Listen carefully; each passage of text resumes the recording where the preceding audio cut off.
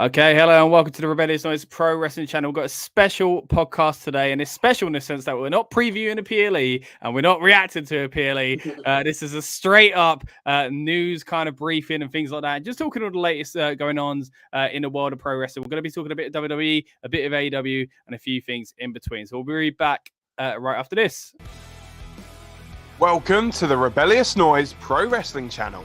On this channel, we bring you some great content from inside and outside of the squared circle. We will go through and offer some in-depth analysis of the biggest events of the year, as well as bringing you exclusive interviews with some of the industry's biggest names. There will also be live show reviews, in-depth features, and podcasts. So make sure you give that subscribe button a slam so you don't miss any of the action.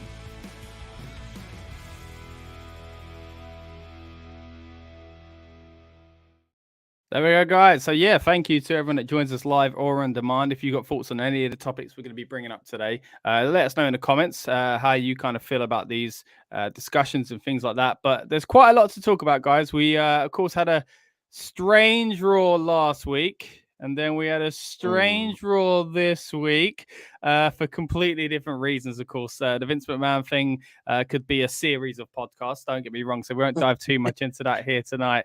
But, of course, there was a difference this week, firstly, with the travel plans seemed to kind of cause a lot of issues around WWE. And, of course, if I'm honest, though, guys, I think they pulled it off quite well. I think it was a pretty decent Raw, especially considering last week's was touted by many as the worst of all time, which I think that's a bit too far. It had its problems and it lost some of its Raw After Mania hype, but there we go. I do think this one was good considering the circumstances. A bit of a shame for Triple H if it was true what they said, that it was his kind of chance to kind of show what he actually wants to do, and then he was hit with his travel things. So much so that apparently Matt Riddle and Sami Zayn arrived late into the show, which is really adds kind of gravity and weight to that scene where they're running through the parking lot trying to make it just in time. I hope that bit was legit. Probably not. But yeah, just kind of added to some of the excitement, really. They did announce some things that, of course, did change. The Miz was supposed to face the returning Matt Riddle. Of course, we saw Riddle elsewhere, as I just mentioned. And we were supposed to also get Io Shirai in a different match, Io Sky, I should say, in a different match to what we actually saw her in, which, of course, meant she was crowned as number one contender. So seeing as we've kind of landed on that one just there, I think we'll start there with this potential split brewing for the Damage CTRL boys. I'm a bit concerned that this might be the best part of storytelling we actually get with Damage CTRL. Might be the beginning of it and the end of it, because the middle of it, my goodness, has it been a waste of time. Unfortunately, we were all for it when they first showed up on the scene as a collective, but it's not been great. Let's throw it over to Rob first, mate. What do you think about this kind of potential route they're going down for the end of Damage CTRL, it would seem? Well, I mean, if we're talking about splitting, I guess that kind of opens up to the idea of a brand split. Obviously, they've spoken about, well, I said a brand split. They're talking about obviously going back through and do another draft. I think if they split, it goes through the draft. I think you keep two together. One of them will feud with the other one, and the other one will go off on their own. I think at the moment, Io's the one that kind of has the idea of being a singles push. So I think if that's what happens, she'll go to SmackDown, and then the other two will feud or fizzle as a tag team for a little while, and then kind of disband and then go solo again. But yeah, I don't. For something that we were really hyped about, the idea of having a new dominant team, they've not really done much. Bailey hasn't actually been successful. I think she's the worst she's ever been. I think she's done better in NXT on her own, and now she's got with these two other women that are supposed to be an unstoppable force. And I think if anything, they've become a stoppable force, and they haven't led up to and built up to these expectations, and they haven't delivered how they were supposed to. And I mean, let's face it, the only one that hasn't done anything in the team actually is Bailey. The other two women have done stuff. So I don't know. I think if anything, it's best all three of them go separate. So we'll see what happens. But yeah, I'm not convinced that they've done what they were supposed to do. What about you, Lucas? What are you thinking about the run they've had so far and its potential split? Yeah, I think it feels about time though. There's nothing else for them. Obviously, the women's tag division, we spoke about many times, haven't we, on this pod, and we've said like it's just never seemed to get anywhere going, and they've not shown any kind of care even with the stable, the one kind of group they have had. I mean, obviously, I know there was talk,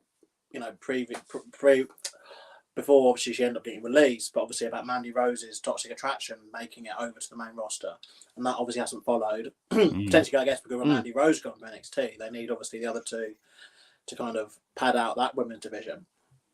But I think ultimately, to be fair, the women should come up okay from it. Like, I guess you have to kind of factor in like what would those women be doing, like if they didn't do this. And Dakota Kai was released. We forget this. She didn't have a job, so she would probably be in AEW somewhere, losing to Jay Cargill. Lost in a shuffle there. Yeah, and then lost in a shuffle. Io Sky, I think she definitely benefited, I guess, from it because, as shown from the Asuka push and stop-start and all that kind of stuff, like there's been some sort of problem with booking, I guess, some of the Japanese women on the WWE. Bailey, I'd say, she definitely suffered because she was at one point one of the strongest parts of the entire company. And we forget, obviously, her run as it's weird to say this. Her lengthy run as SmackDown Women's Champion, which was almost a year or just over a year, and has now been surpassed by pretty much everyone in the company now because no one loses belts anymore. That long run she had all through COVID, and included obviously having tag. I think that didn't her and Sasha win the tag belts at one point. Yeah. Well, they did all that double champ kind of thing, didn't they? We forget she had that run. It was so good, but obviously it was when nobody could see it. Not live fans anyway. But I think everyone will be okay coming out of it. But it does feel a bit like they are kind of just winding things into this draft, and that's why it's always odd when they have a pay-per-view around the time of the draft. Have they announced a date for the draft yet? No, I think the rumors are like the 8th or something like that, which I think is like 2 days after Backlash. I'm guessing Backlash on a Saturday because that's 6th. So it looks like it's just after Backlash, which I'm not against. It does always make this month after Mania feel a bit kind of lost in the shuffle. I do think there's remember before when we used to have a Survivor Series. Oh yeah, like 2 weeks before. Awful. Yeah, they'd be on the draft. They'd be like, people that just randomly like swap brands or whatever. I don't think that's that bad. I guess because obviously that means we can build up to WrestleMania Backlash and everything will be fine, and then they could start anew on that draft and set up completely new feuds. Without having to have like a week or two of like people on both brands, I guess. But it'd be interesting how they do it because obviously I don't know if we're meant to talk about the draft per se, but I think obviously he had that line, didn't he? But it would change the game forever or whatever, wasn't it? Yeah. It's hard to tell with these kind of things if they're just kind of throwaway things because they're like everyone's eligible, and it's like, wasn't that always the case? Like they say these things to hype it up, and you're like, yeah, but we've seen other ones that weren't so good. I do have faith that this one might go a little bit better than the last, say, 2, 3, or 4 of them. But I'm still not sure what when was the last draft? Was it 2021? It wasn't our last year. No, I don't think there was.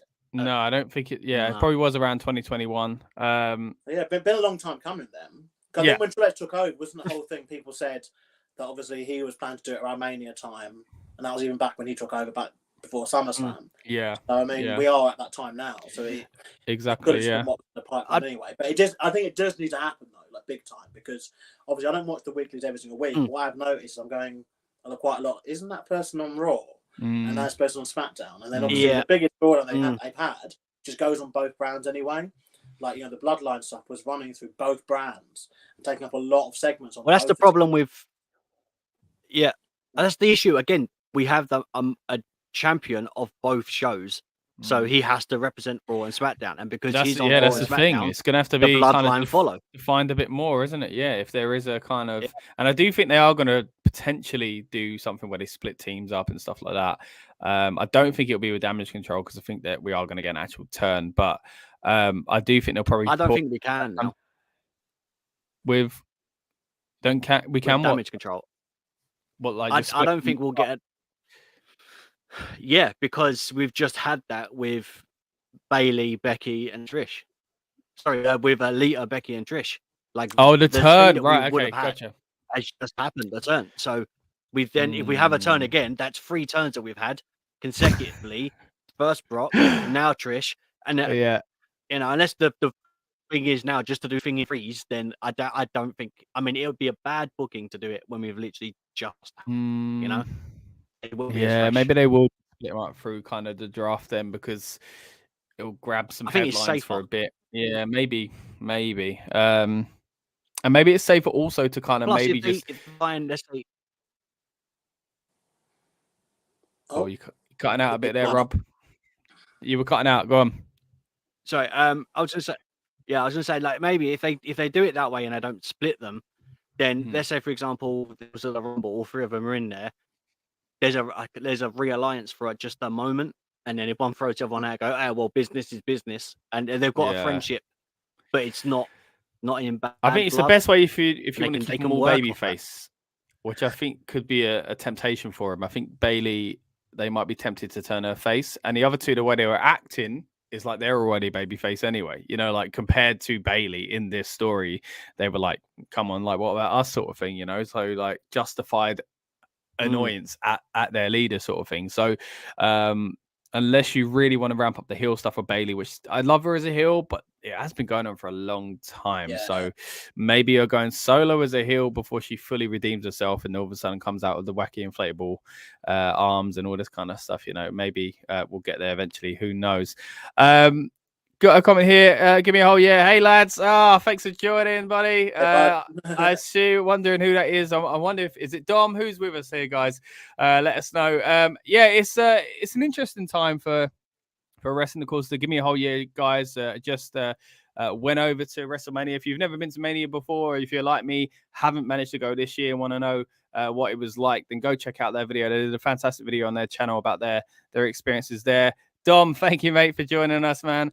But yeah, it's, and then we're talking about that. You know, the experience of going to Mania is just fantastic, regardless of what's going on with the actual shows themselves. And sometimes it's hard when you go to an event or, several events over many a week to kind of separate with, was that just me having a great time on holiday, or was that actually a great card? And I think WrestleMania gave us kind of a real tale of 2 nights. And of course, we covered it quite extensively on this channel, with the first night being Finn in one way and the second night Finn in the other way. I'm not going to go as far as to what some people suggested that one was booked by one and the other, but go on. I mean, this is going to be a thing going forward now, isn't it, though? I think every year about WrestleMania, it will be about comparing those 2 nights. And I think because, to my knowledge, there hasn't been, this is the first year that since they've been doing these, that there's been such disparity in the 2 nights. I think the other couple of years have done them, it's been like one night maybe marginally. And it's usually night 2 that's that little better, I think. But this time around, it was clearly night 1. Yeah. I mean, I can't remember who I was having a discussion with about this, but obviously, props obviously to Sami Zayn, Kevin Owens, and they main evented night 1 of WrestleMania. But if it was a one-night WrestleMania, the main event would be obviously what it was: Cody Rhodes versus Roman Reigns. Yeah. And it just feels very much like whoever's in that final slot on the Sunday, that is the main event. And I feel it's how they've obviously split certain things. I guess obviously the handy thing they have 2 Raw. They know they're going to have 2 Royal Rumble winners. Man and woman. They know they're going to have obviously at least 2. And again, something else which seems to be coming up. Obviously, they may be merging, or rumored to be merging, the women's belts into one belt. So at least 2, 1 male, 1 female world championship, to be defended on each night. So you've got like a main event de facto on each night to have, and I think with Mania and how it worked like this year, it was really like it was really more like a 3-day thing, because you had the Raw afterwards as well, which obviously became the talking point, and obviously the business deal, obviously that we. Oh wow! Wow, what? I just forgot all about that. What a week it's been. Like literally being owned by Endeavor and merging with the UFC, merging with the UFC and all that, or not merging, but being owned by the same company that own the UFC, and Vince McMahon looking like like some sort of Bond villain showing up on television. Like it was an absolute bonkers weekend. It's true. He's now a Bond villain. Like he's gone like completely like that way. Yeah. But I think, Yeah, like this year was mental for it though, wasn't it? Like we're having all that news come out of that one weekend. And I think it is going to be the favorite thing. I still haven't got over it, and I said I didn't go this year, and I still feel shattered a week later. Like I can't even imagine what it's like adding the travel on top. Let's move on to some more of the women's division. Really, we touched on it a little bit earlier on, but the Trish Stratus turn. Now we've kind of talked about it a little bit on this channel over the past few weeks because we did kind of feel it coming, which I think most of the wrestling community did online as well. I'm glad it's happened, and I'll reiterate what I said a few weeks ago, which is that I'm glad that she's going to now play Trish Stratus the heel rather than Trish Stratus the Hall of Famer. I think the female Hall of Famers from that era always get kind of typecast into this kind of the Hall of Fame is back, and that's kind of it. Whereas Edge comes back and he kind of tweaks his character or reminds you of things that made him special before. The women never really got that much of an opportunity as it's well documented in the first place. So the characters, while they were different, now it's kind of like a fresh time to give them something. So I'm excited to see Trish as a heel. I think her as a heel back in the day when she turned on Jericho was fantastic. So I'm looking forward to that. What did we think of the turn itself and the positioning and the timing of it? Of course, we had Lita attack backstage, which led to one of my least favorite things of wrestling, of course, which was the Freebird rule kind of in effect, in the sense that someone was defending the title that they didn't have. And then they decide to have Trish lose it kind of just regularly. Becky wasn't annoyed at her whatsoever. And for no reason, Trish hit her in the back of the head, which I thought was really sloppy looking, by the way, but was saved by that phenomenal sell to the chick kick. But what do we think overall, guys, of Trish turning and the way it's executed? This time, we'll go first round to Lucas on this one. Yeah, I didn't like the way it was done. Don't mind it being done, and I think you are right, Scott. I think with the women, obviously, haven't had chance to do this, and I think I'd argue, I guess, something that we spoke about. I think with around the Rumble, and we spoke about Mania as well. Like I think with someone like Lita, for example, she can still go. The last time I can't get over the fact that she did Evolution for them and the Women's Rumble and stuff like that, and then just went back to wrestle in Mexico. It's like, whoa, wait a minute, like just have a wrestle for you. Like she had all the entrance and all the fanfare and all the stuff like going for her. I'm saying you don't want to wrestle every single week, but at least say to her, look, you're gonna go down to Mexico and wrestle every week anyway. Just wrestle for us and pay, because she's established. And same thing, someone like Trish.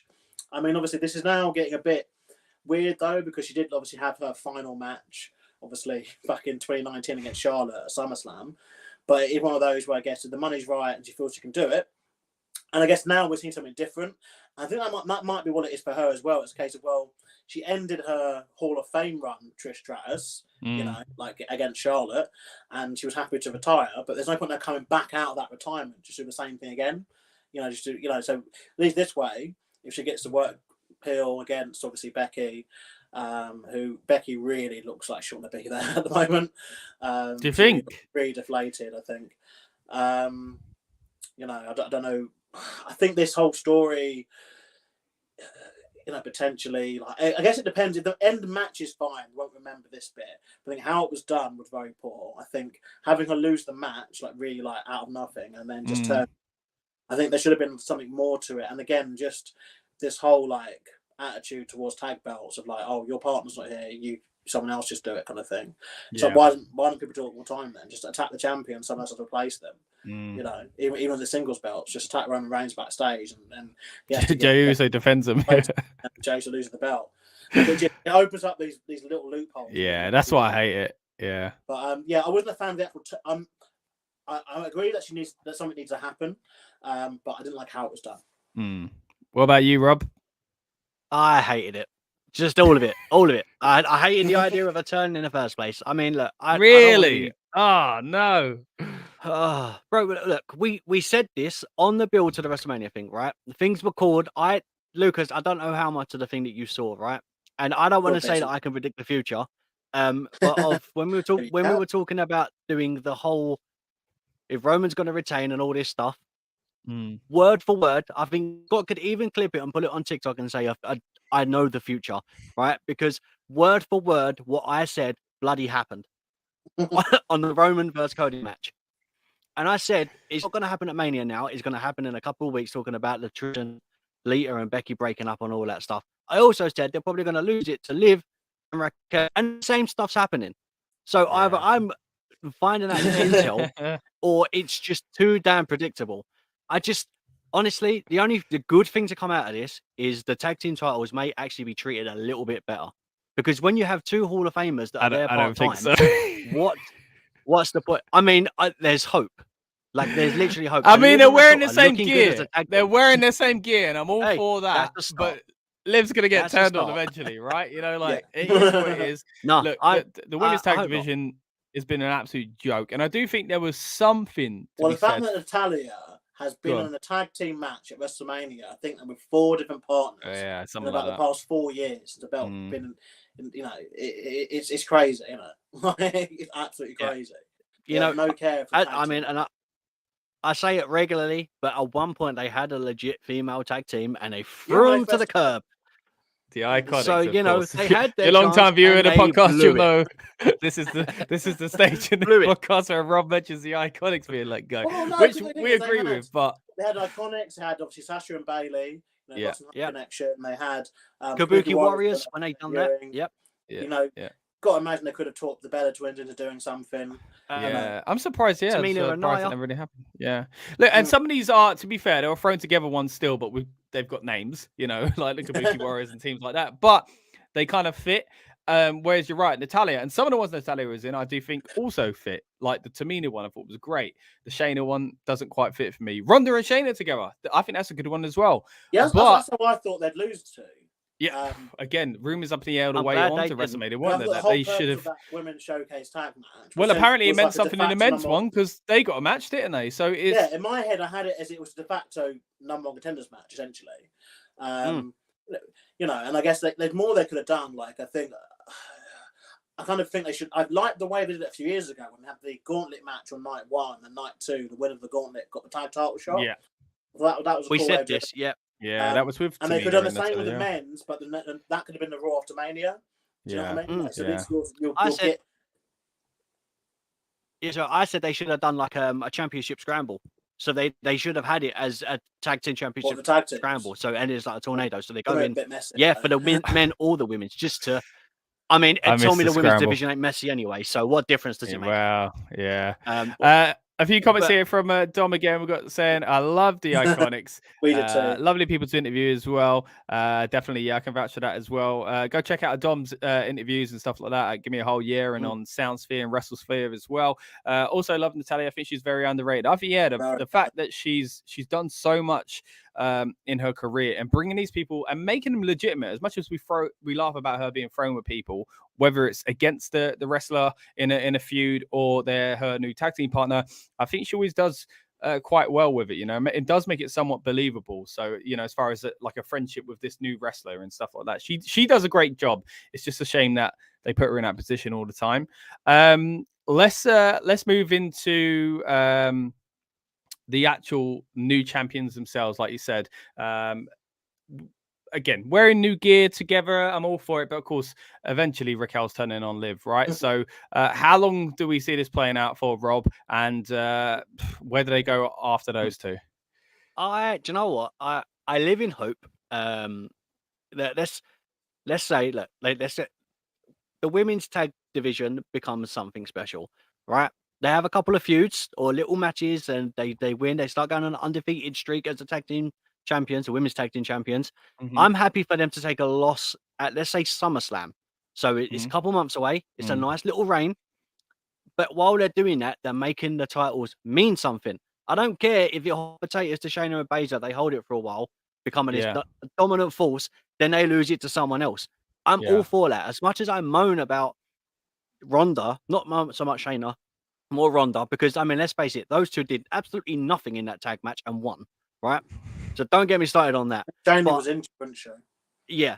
And fine, there's a purpose for it, and they was able to call it on the fly whatever the way I was supposed to do it. But let the women have a run. Make the titles mean something. Make it even credible. if they beat jobbers, you know what I mean? Even if they beat just jobbers coming in to make them look like a legit team. People from NXT, and then send them back down again. Tell them that they are and make it as they think that they are the greatest women's tag team right now. And then make it, you know how the American Alpha came up, and they were like, they took every tag team from SmackDown, made them watch them in a tag team match, and made them stand around the ring. I'm not saying do something like that, but make them look like they have a purpose. It makes the belts look important. And then if they lose it to someone, that's a big deal. Now we're getting somewhere with some legitimacy and legacy with the titles. Make them prestigious. It's not hard. I mean, if we can fantasy book it, they know how to do it, and they've been doing it for 20 plus years. They just know what they're doing. Stop potatoing it. The annoying thing about the tag titles, and it happens with the men's tag titles as well, is that they always serve the purpose to forward a single storyline. You know, like this, the reason why these two are tag champs is because Raquel is the next big thing in their eyes, and she's going to turn on Liv, in my opinion. Surely that's where we're going with it, right? I'd be very surprised if it went the other way around, or if they somehow just kind of, oh, well, we're not teaming anymore. You know, like, I don't think that's going to happen. Or if they went on a, you know, Dudley Boys like streak throughout the rest of history in tag team wrestling. But it's always to serve another purpose, an individual's purpose. And that's what's frustrating about it. Like, we know where we're going next with it. So I wouldn't mind if it at least went to SummerSlam and they lost against maybe another legit team that they built up in that time, at least to make up for it. Maybe Shayna and Ronda, because they do feel like somewhat of a team to me. And then after that, Raquel can turn on Liv because she's annoyed that Liv, in her eyes, cost them the titles or something like that. You were always holding me back anyway. And then you got a new program to go for, because that's inevitably where we're going to go with this one. What are you thinking, Lucas? Do you see it aligning the way I've just said, or do you have another kind of vision for it? I think it might, because it feels a bit like a knee-jerk reaction, this whole thing happening. Like, in my head, I would imagine that it should have been Ronda and Shayna getting this opportunity. And the fact that they obviously did that weird match last week on Raw where they didn't have Bayley come out with her stable and then all this kind of stuff around it. I would be lucky. I think we're lucky if they get a month. I think Raquel, they're eyeing up as the next big thing.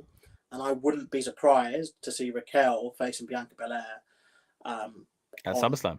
At SummerSlam, yeah, to be fair. Wow. I think they could do the whole turn of that team around the King and Queen of the Ring kind of stuff.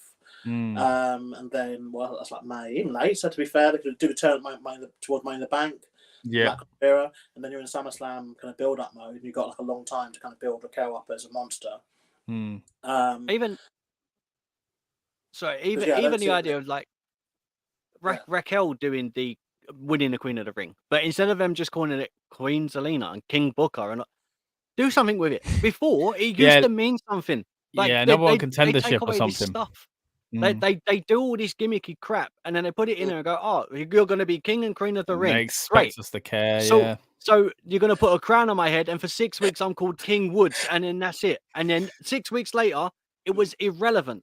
If you're going to make it irrelevant, don't do it. What a waste of time! What an absolute waste of time! Because it is hard to buy into it the next time, isn't it? You know, like if it was number one contendership, then it would just feel so much more meaningful. You know, it winds me up. I definitely feel they need a women's mid-card title because there's so many. That's what the women's tag title feels like, but two of them are getting rewarded. You know, two of them, and you go, okay, there's two people that can have a belt, and they have two with that belt, but it's like, well, they're tag team. Yeah.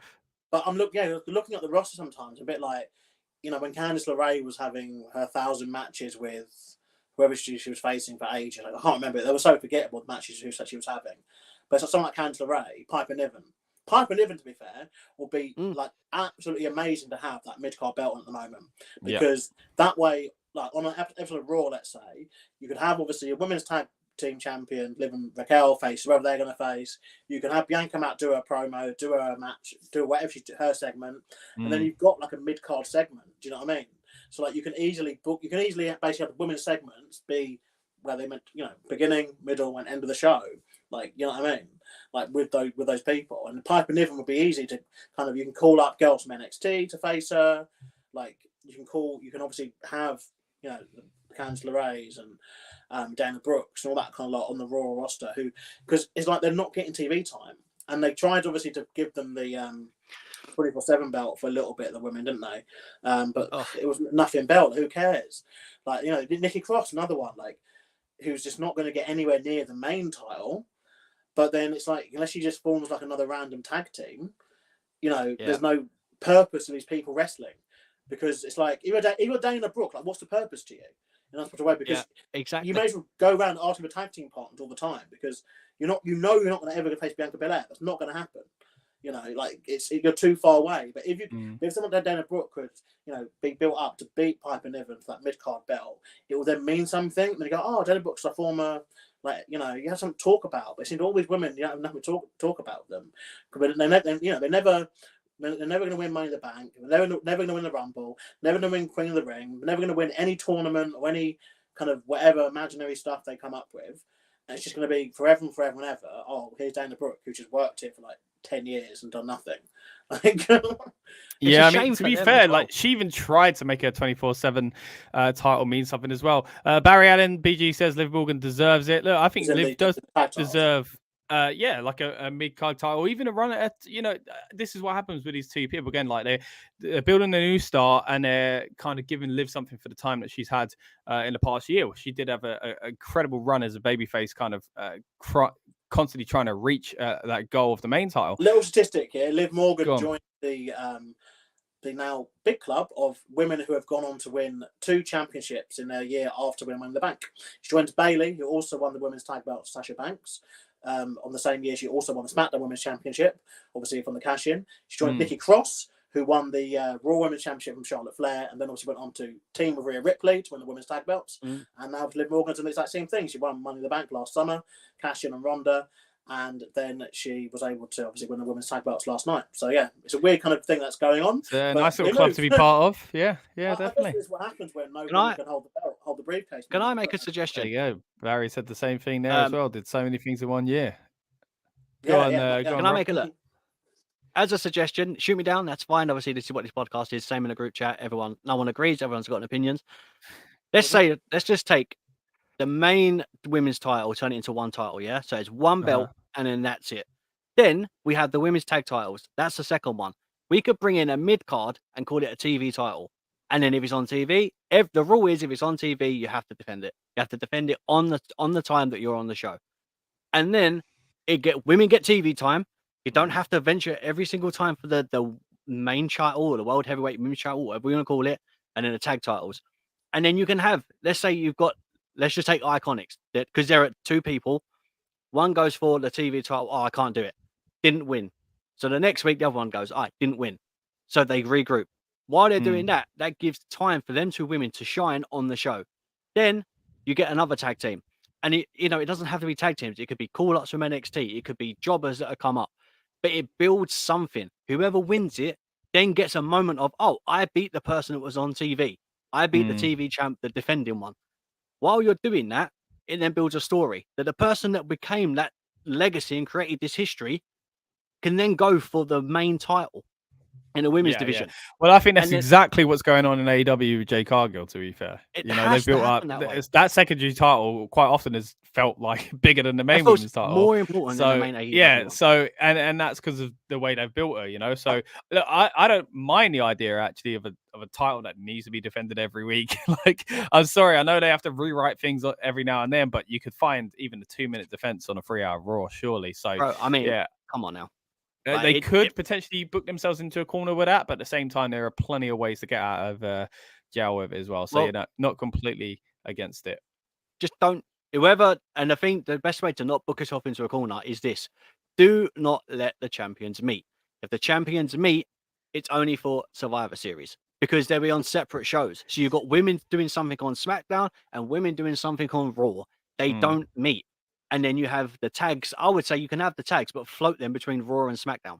And then that way you got tag women on SmackDown, women on Raw. So if they're there, they can show up and they can do that. I think that's the only rule that should be allowed in the draft, where if it's tags, they flip between it. There should be one set of tag titles for both men and women. Teams. And leave it at that. Like, stop. You're making them. It's too messy. It's like a Jackson Pollock with wrestling, and it's just awful. Because I remember like the original brand back in 2002, and I think they had that period where people were allowed to, jump ship. So you had obviously the Un-Americans, they formed and then jumped from one brand to the other.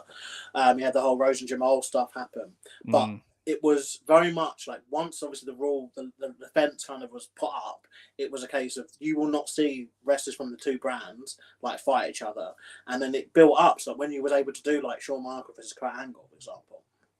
May 21. It felt like a massive deal because like we don't get this. Like superstar, you know, he's on Raw, he's on SmackDown. Like, it doesn't happen. But now it's at the state where people are just on it both brands anyway, so it feels less special. But it's harder now, I guess, because I think people go to WWE for the brand as a whole, and I think people might feel a bit cheated if they go to a WWE show and they get to see Bianca Belair but not Charlotte Flair, you know, or Rhea Ripley. Yeah, but like you say, they did it before, and I think it worked well. I remember the days where, you know, depending, like they'd come here touring on Raw, and then the next year they'd come here touring on SmackDown, but SmackDown would now be not in London, and then you still wouldn't see that same person 2 years in a row. Look, it would suck, don't get me wrong, but I think the strength in the split itself was a lot better back in the day. Another quick comment here from Barry says, no, women don't need a mid-card title. You do know everyone thinks women's are just a break. Look, I got to say, Barry, look, I know that's kind of creeping in lately again, and it's a sad kind of thing with the women's division. It used to definitely be the thing. That it shouldn't be that way. Maybe you feel that way, and I do think some of the booking that way has definitely made Mania feel like that until the women pulled it out of the bag and proved, look, you stay sitting in your seat. Don't go rushing up to the toilet just yet. But it was the booking of the storylines that I think that haven't helped the women's division and made people think that kind of way of thinking again. Let's move away from the women's division, talk a little bit more about the men's division as well, just quickly. Of course, we saw the return of Matt Riddle last week, and of course, he was meant to face Miz this week, and again, travel issues. He's now been slotted into this Cody Rhodes role of Against the Bloodline now. So, of course, Cody seems to be doing his own thing over here. Brock suddenly doesn't care about anything to do with that, which I find quite hilarious. Got rubber chickens of Brock Lesnar to worry about instead. So what we've now got is Riddle aligning himself with Sami Zayn and Kevin Owens. What do we think of this? Is this just something to kind of keep Riddle ticking over until they find something for him, or is it going to lead to something significant with Riddle? Yeah. So that my opinion on this, and I think is the way I'm kind of looking at it. So obviously you've got Jimmy and Jay, and then you've got Sammy and KO. So but they've got Solo. So let's add Riddle in. Fine. So that covers each person. You still got Roman. So that's kind of where Cody comes into the, I guess, the big end of the story. But I don't think that happens. Yeah, but it doesn't happen now. I honestly, I don't like the idea of Brock being, it's weird.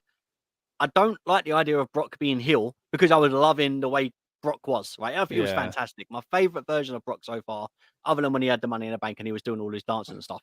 Other than that, right, this has been my favorite, I guess, incarnate of Brock. And then obviously he turns heel. Fine. Sometimes you got to do that and you change your character. Not everyone enjoyed it, but he got heat straight away.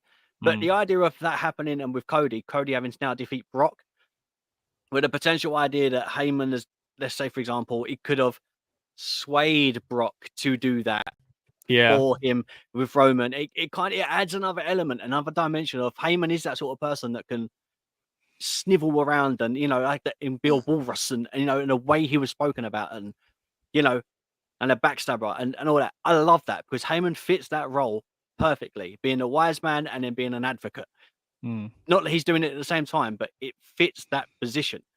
So the idea of Heyman maybe giving Brock an extra, I'll give you a payday for this if you do this, it can unfold. And then the main story would then be in Cody finishing the story because the story isn't finished. So obviously it still comes back to finishing the story. So right now, it's good because that way also, my other thought was if we're now looking towards Roman being 1,000 days, Roman doesn't have to defend the title. It just extends the amount of days. So Cody dealing with Brock means he's Cody busy elsewhere, but could he not have been busy with Solo? You know, that the season's sown there already. Later. That comes later. Okay. Because we had the Raw with Cody and the Solo. Then we got the Mania moment with that. I think Cody's going to kind of, by finishing his story, I think it's right in everything that's wrong. So he defeats Brock, defeats Solo, defeats Jimmy and Jay, and goes through that stuff with KO. And then I feel like that's that story being, or even if it's the ring, Cody versus Bloodline. It's just like a massive gauntlet. It's like Mortal Kombat, Cody versus the Bloodline, going up each level. It does feel like that, though, doesn't it? Like in a way, it's what was that mode on the old WWE games? Slobber knocker. Oh, slobber knocker, yeah. Oh, yeah. Thing along you could go with it. it does feel like Cody's got to right the wrongs that have happened. So at the moment, the solo one's important, but the Brock one is bigger. It's focused So at let's the deal moment. with let's deal with Brock. Then let's deal with Solo. I mean, technically, he could say that Jimmy and Jay have been dealt with because of Owens and Zayn. So the next thing he needs to complete is Roman. He's the big boss to finish the story. So I think it goes. Because Matt Riddle still got that thing where he can't fight for the title, isn't he? Exactly. So where does Riddle go in this, Lucas? What do you reckon's going on in here? Is it? Yeah. That's what Roman should do. Like, you keep saying, once you lose him, that's it. One and done. No rematches, one and done. You have to go face Brock instead. Until the only person literally that can face him can be someone like Otis, something, isn't it? Then you finally go back to Otis and Money in the Bank. Oh, don't! I'm scared. I'm scared you're going to say that. All right. But what do we see for Riddle though? Like, where is Riddle going in this? Is this just a stopgap? Have they brought him back without any plans, or what? Yeah, that's what I think. Because other than what, like, he would have faced the Miz, and I still think he would have somewhat maybe gone into the story to help anyway. Because, like you say, Cody's tied up elsewhere. So yeah, it's a bit of a confusing thing for Riddle. I just wondered if he is kind of somewhat taking Cody's place for a little bit. Kind of, but do you know what else as well? I think there's a nod of approval, I guess, a mutual respect between Cody and Randy. And we forget, obviously, Cody, so Randy isn't ready, which is obviously, it's a shame. We spoke about this on Raw Returns on, go back and check that video out when we spoke about that. Obviously, we would have popped big time for that. But I think maybe the idea of Randy maybe suggesting to Riddle, like, Cody needs some support, would be a nice little knock for, I'm watching your back, even though I'm not there. But let's face it. They could allude if Riddle to that. wasn't there, and Randy would be there for support. I feel like that'd be the right thing, and then bang. Until Randy turns on Cody, of course. And then we get the RKO. But I feel like for the time being, Riddle being in that position feels like he's doing it for Randy. Almost an extension of Randy. Okay. Yeah. And I think maybe it's I'm wrong. because it's been so much in the same group of people, isn't it? For like that main event. You know, even like this week, wasn't it Owens and Sikoa for like the 55,000th time? Like, it's, you know, it's the same people just having the same match every single week. Like, especially when they're on both shows as well. Yeah, even Owens and Zayn now, it's like, you've won. Like, that should be it. Just move on to other tag teams. And fair enough, they did that last week when they faced Street Profits. But now it's like to go straight back into it. It's just a bit. But then it's like same thing with Ray, you know, on this show. Like he's now going into feuding with the Judgment Day after he's already feuded with Dominic and beat him. Yeah, but, and even that goes beyond that as well, because he was feuding with him months ago with Edge as well. But I think, of course, that's all to lead towards Backlash Dominic turning Puerto Rico. Yeah, so, but yeah, we'll touch on that a little bit closer to the build up to Backlash and things like that. So stick with us on this channel, guys. If you're new here, basically we're the Rebellious Noise Pro Wrestling channel. We're what? Sorry. Still no matches announced that show, is there? No, just a lot that feel like they're happening. You know, like what's even worse? It feels like it'll be announced all late. Go on. The first thing, obviously, there's no matches announced, and the second thing is WrestleMania Backlash again. Well, I thought we got past it. I don't know, because some of them are saying it, some of them are not. They're just calling it It Backlash. will always be WrestleMania Backlash to me now. Oh gosh! Right. On that note, before I smash up my camera, let's move on to something else. Now, of course, we did see a re-signing, I guess you could say, of a WWE superstar. It looked like it was coming anyway. There was an interview a little while ago where Logan Paul, basically, of course, who I'm referring to, said WWE would be silly not to, and I have to agree with him. Again, we can only say it so many times on this podcast, guys, but whether you like him as a guy or not is irrelevant. When he is an incredible performer, we have to give him his props there. So, of course, he announced this in what now starts to feel like the only way that Logan Paul could, and that is with a viral social media post, basically. We're going to bring it up for you now. Well, the comparison, at least, and his reaction to what he said there. So, of course, he shows, well, first of all, he announces it with this photograph right here. And Rob, do you want to read us what the original statement said? Yeah, from that, it says, some people are saying I photoshopped my new contract from the first time I signed with the WWE. That is untrue. As you can see, my jacket is a different color. Stephanie McMahon is nowhere to be found, and Prime is a different flavor. Now, to be fair, he makes some good points, guys. I have an opinion. I do have an opinion on it. Of course you do. With bloody Prime in the background of the shot. Go on, mate. Hey, it's there, man. You got to represent. I think, obviously, yes, it's a viral tweet. I think if he has re-signed, great. He's re-signed. You know, he has re-signed, arguably one of the best celebrities, I guess, to appear in a WWE ring. Yeah. At least of our time frame, anyway. Yeah. Celebrity GOAT, I think we'll call him.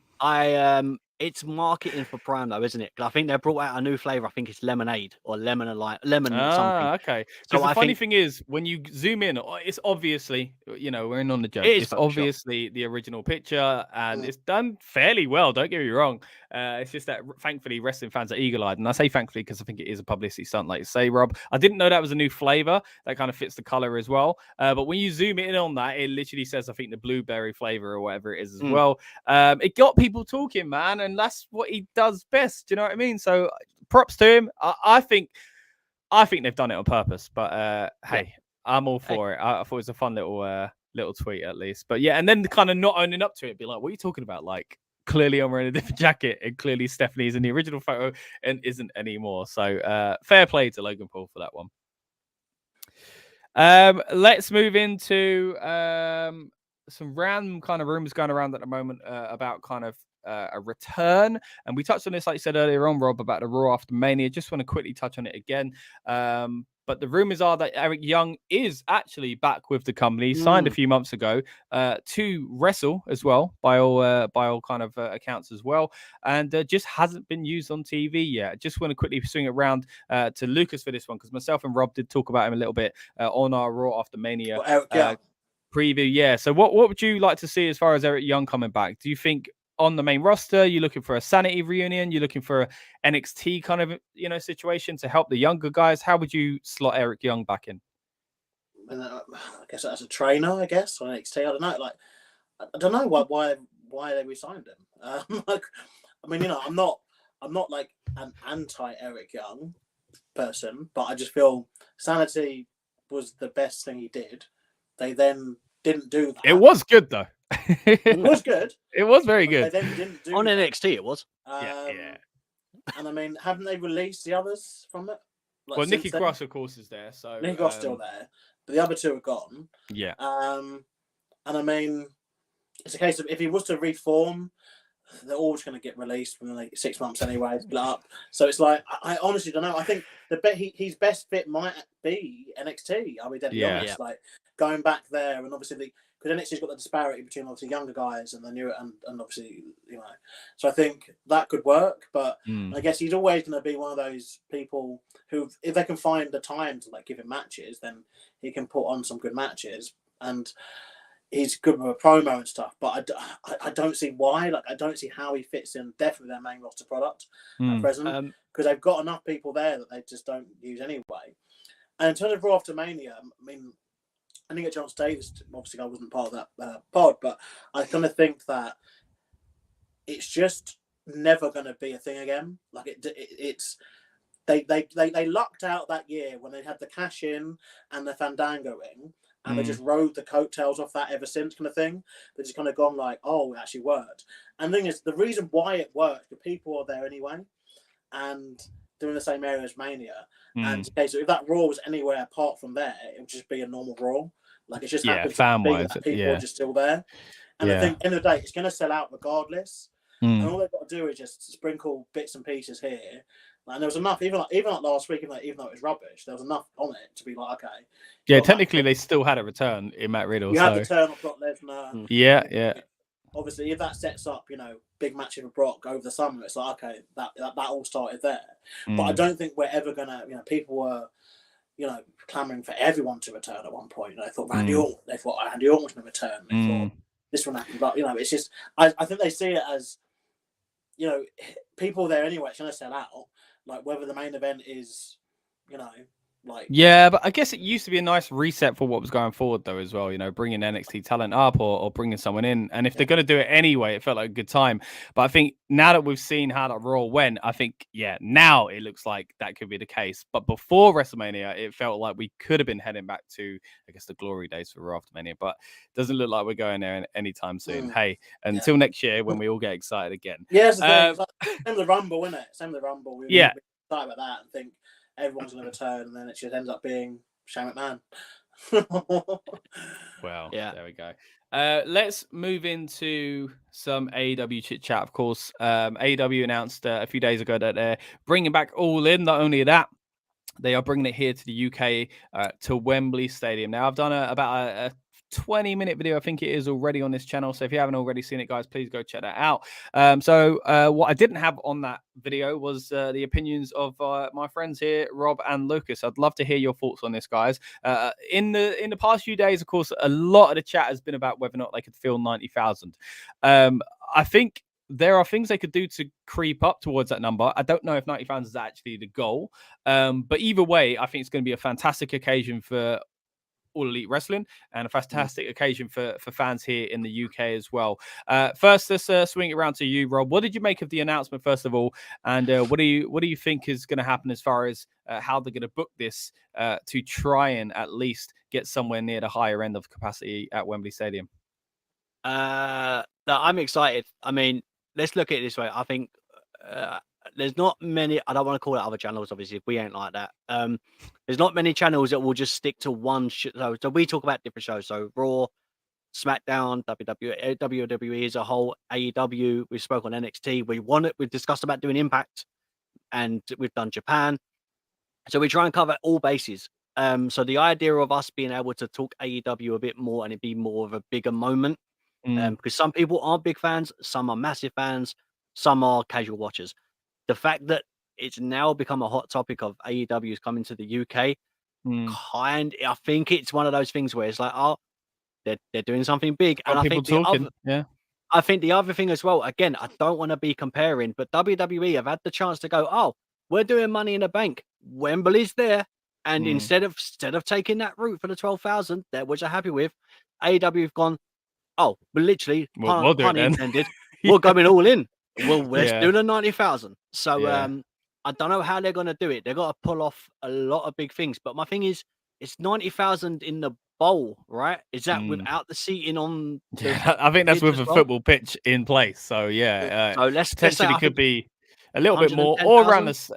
Well, I don't know, because you got to use the stage and stuff like that as well, which will take, of course, the edge of the seat. So it probably will go back to around 90,000, to be fair.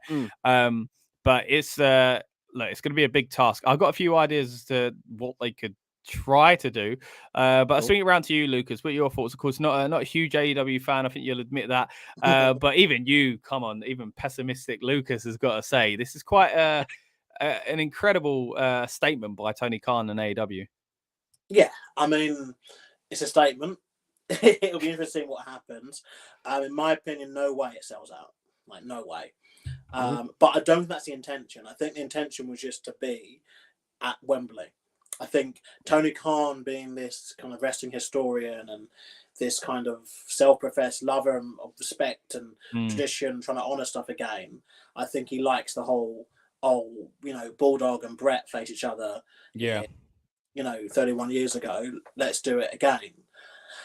I think that I'm going to now give AEW credit, though, of saying I think that this will be a very, very good thing. It's a very good move that they're doing to do this. It'd be interesting seeing, obviously, I'm assuming once, obviously, tickets come on sale, we know the seating arrangement and where they want to go. Because it's similar for Clash of the Castle, wasn't it? Like, that venue held more people, and then WWE restricted certain bits and pieces off from it, and then obviously got what they got.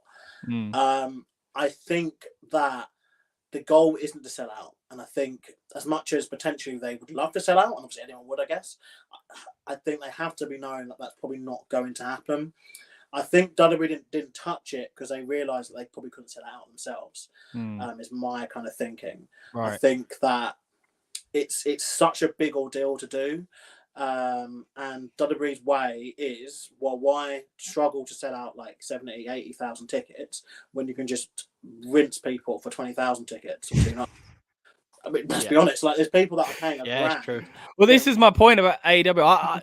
And I don't mean this in a derogatory way or anything like that. But they could legit sell tickets for $5. That's how you sell it out.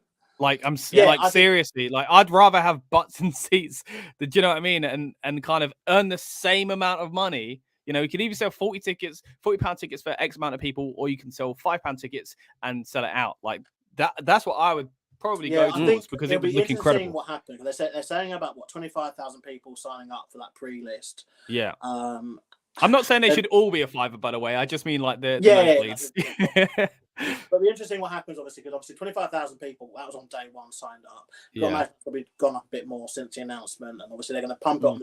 You know, this needs to be pumped on TV every single week. Like, I'm hoping they will do that. The problem I guess they're going to have is that obviously they got their All Out event in America the week after, 2 weeks after that, isn't it? Yeah. I'm really surprised they're still doing that, and that is that weekend. Yeah, you would think you just do this All Out, like just do All Out in the UK. Yeah. A kind of the way to go, or at least, or make All Out the end of the next month, because something I think WWE realised they did well last year to get the eyes on Clash was they gave it space. SummerSlam, they moved SummerSlam to July to allow it to have a 5-week kind of clear run. Great point. You know, they then moved. I think September pay-per-view. I can't remember what it was last year. I think there wasn't one. In fact, I think Dream Rules was start of October, something like that. But again, there was a big gap. Yeah, because they got rid of Hell in a Cell. Yeah. I think there was like a big gap, wasn't there? Yeah, they cancelled Hell in a Cell, didn't they? They obviously started doing less events last year, at the tail end of last year. But I think definitely, like, they need. I think AEW will do quite well, but I think it's a case of what they do, and I guess what you're going to go into now about what they do to help with that draw. Yeah. So the big things that people were saying, my biggest one is kind of crazy promo and you know, affordable tickets, you know, to at least get casual fans involved. I will say, I think a lot of especially American fans maybe underestimate how big AEW is here and how excited people will be, because it is on a fairly big channel here in ITV and it is I think, or ITV2 at least, but it's also, you know, there are connections with Tony Khan. He's got connections here. He tried to buy Wembley Stadium, let's not forget, a few years ago with his dad, to be fair, so he's obviously got a relationship with them as well. So I think he's got something up his sleeve. Also, on top of that, so we gave Impact some of its biggest moments in its life. You know, it had massive shows here at Wembley Arena. Don't get me wrong, it's not the same as Wembley Stadium, but at times when Impact was really suffering, they came here. The market is starved over here, and you gave us, you know, guys like Hulk Hogan in the ring for the first time in years, Sting, Bobby Roode when he was on top in the company as well. We saw some really kind of big events here by Impact / TNA. So I do think, as much as I do think AEW's dipped in popularity lately, I think this is going to kind of help them, give them the shot on the arm they need worldwide, but also, you know, using a fan base over here who are just kind of mad for it, basically, to use a Mancunian term. But my ideas for how you kind of deal with it beyond that is also, you know, of course, the card. Now, a lot of people talking about potentially using a Brit. I don't think it's necessary. There are rumors, of course, Drew McIntyre, his contract could be up. What a way to lure someone to your rival company by saying you could headline or even levy a better deal in the company you're now in, as far as Drew staying in WWE. So, of course, there's that, which I think is a massive pipe dream, don't get me wrong. But then also we've got the potential of Will Ospreay. Don't get me wrong, he's not of the caliber or that you would imagine would sell out Wembley Stadium. It'd be great for him and great for British wrestling. Big name, though. But he is a big name, and I think people would be happy to see him in the main event, but it wouldn't be the same as putting British Bulldog in the main event. And then the other argument is the biggest star, I think, the elephant in the room, which is CM Punk. And I seriously believe there is a chance that something is going to go on there, and that they've announced this because they know something we don't know. And I saw one of FTR, I can't remember which one it was now, basically said that his dream would be for FTR and Punk versus the Elite of the Bucks and Omega. For me, I'd love to see those as two separate matches, FTR versus the Bucks, and then I'd love to see Punk versus Omega. What do you guys think AEW kind of potentially have up their sleeve? Is it a British wrestler? Is it CM Punk? Is it something else? Let's move on to Lucas first for this one. Yeah, it's got to be Punk. It's got to be. Like, in order to announce a stadium, they need to understand that, look, the people that have basically founded this company and they built up within that company have never had experience doing these big shows before. As much as people go on about Kenny Omega and the Bucks and Lucha Bros and blah, blah, like, yes, look, they're finding their bubble. And yes, you built them up to an extent where, yes, they do perform in front of arenas in America. And arenas used loosely because, like, some of the AEW events are just held in the same arena. They just go back to the same place. To be fair to him, though, Arthur Ashe was incredible in New York. And also Wrestle Kingdom several years, Kenny Omega top of the card for that, so there is that side of it, but I get what you're saying. I think in terms of what they want, what they need from this is more casual fans is the issue. Yeah. WWE will always get them because they're the global brand, they're the global leader. Yeah. So it's a case of, WWE will appear on, Good Morning Britain and Lorraine. They go on game shows over here, and then they have British celebrities who will come to the shows, and it will just seem like, oh, okay, cool, it makes sense. Yeah. And the casual viewer, if they knew nothing from Clash, they will know that Tyson Fury sang with Drew McIntyre afterwards, and that clip was most likely all over the British TikTok and all that kind of stuff. And I think that's the audience they need. I think someone like Punk, he's still that name where people who used to watch this 10, 15 years ago, knew that he was in WWE and that he was obviously somewhat of a star. And obviously they got Sting. I know Sting, he's flirting with retiring again, Yeah.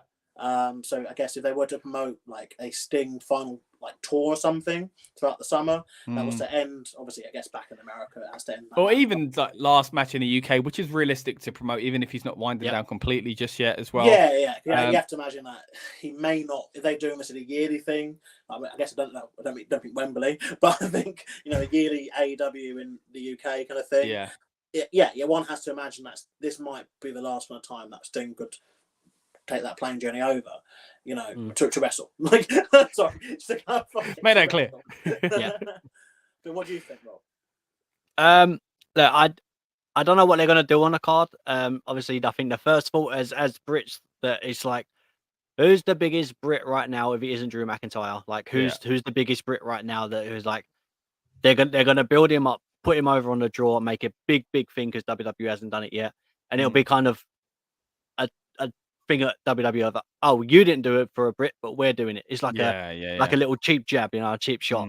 If it isn't Drew, I don't know. I mean, obviously, I think the biggest person they got right now, with regards to in the women's division, would be Paige.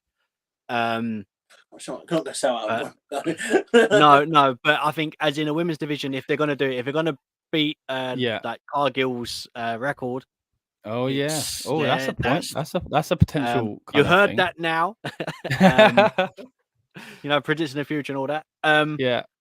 Other than that, I don't know. But what I can tell, it's gonna be stacked, bro, from bottom to the top. This is what I'm thinking. They need to cover all bases. They've got to do the British thing, which would either be Ospreay, Saraya, maybe both. I think they've got to throw everything at it as far as Okada and names like that.